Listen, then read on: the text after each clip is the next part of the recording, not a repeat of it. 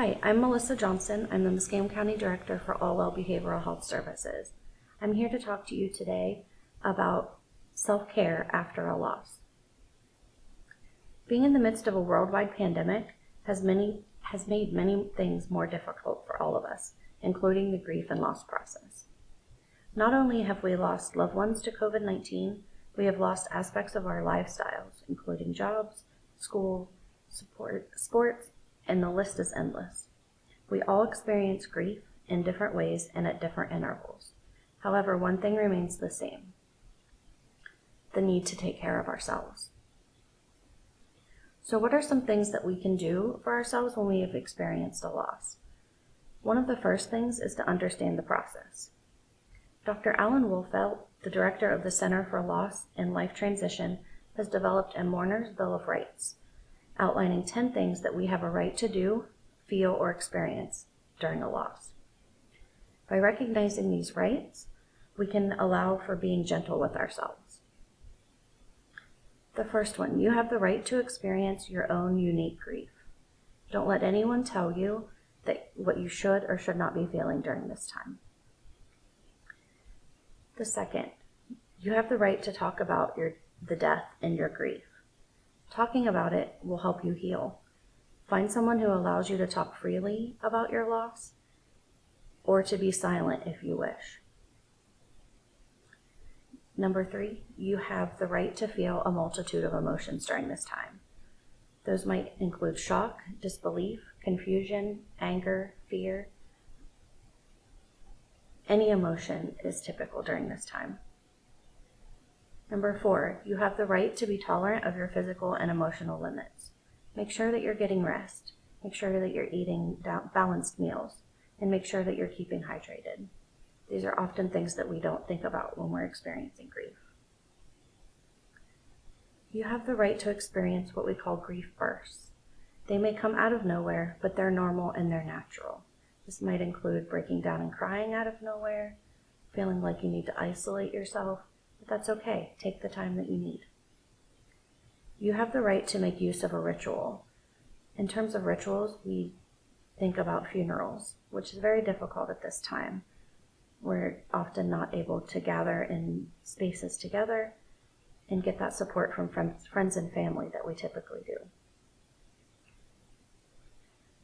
You have the right to embrace your spirituality. If faith is a part of your life, express it in ways that seem appropriate to you. You have the right to search for meaning. You have the right to ask why. It's okay. You may get answers, you may not, but it's your right to ask those questions. You have the right to reach out for support. During the pandemic, many families and close friends have been separated from one another. This made death and grief even harder. You have the right to reach out for support by using phone calls, FaceTime, video conferences, or any other forms of technology that you are comfortable with using.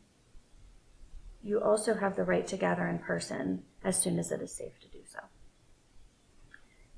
And the last, you have the right to move forward in your grief and in your healing. It may take day by day and sometimes even breath by breath, but you'll move toward healing by doing all of these things.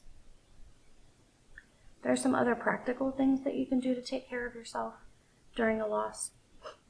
Allow others to help you. Allow them to do some cooking for you, maybe do some cleaning, pick up the kids from school, pick up folks from the airport if they're able to come in.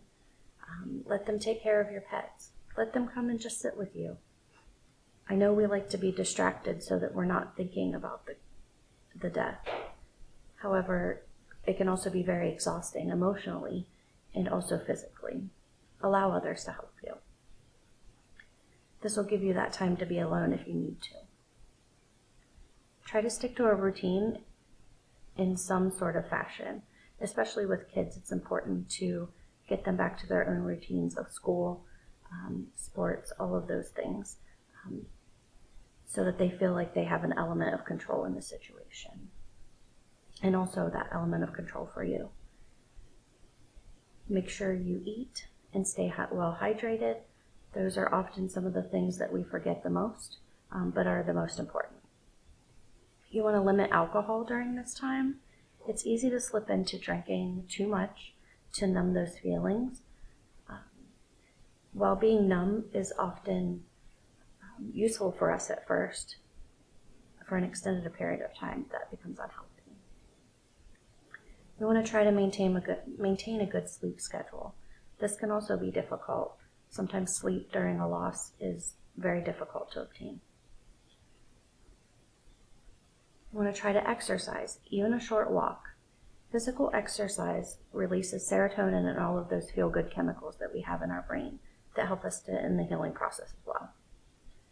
Seek support if you need it, whether it's a friend you can call or FaceTime with them, or if it's a counselor that you know that you can have a session with. Reach out when you need it. Not only do you need it, you deserve it, and you deserve to take that time for yourself.